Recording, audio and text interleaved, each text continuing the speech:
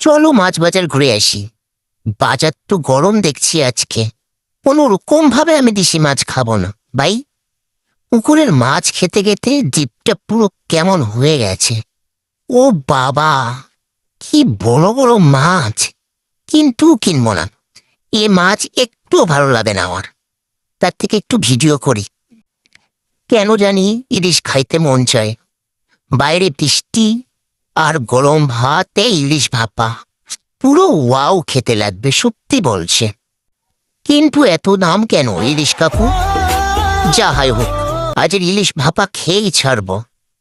যদিও পকেট পুরো ঘরের মাঠ হয়ে গেছে, বাড়ি ফিরতে পারবো কি জানি না, হেঁটে হয়তো বাড়ি ফিরবো। কিন্তু ইলিশ ভাপা তো খেতেই হবে ভাই, মন যখন চেয়েছে। দামও হয় হোক, খেয়ে ফেলি একবার। কে কে ভালোবাসো ইলিশ কমেন্ট করে জানাও তো।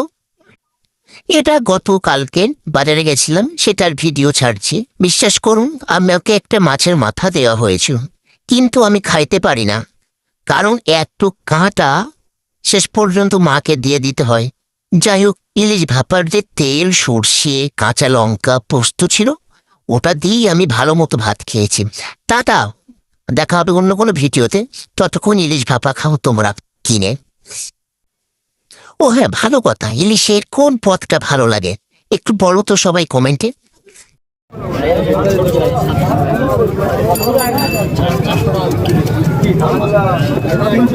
কি বলছে একটা ফোটা ফোটা মতন করে ছেলেটাকে ধুই হ্যাঁ জানি না সে কি মতো ছেলেটাকে ঢুকিয়ে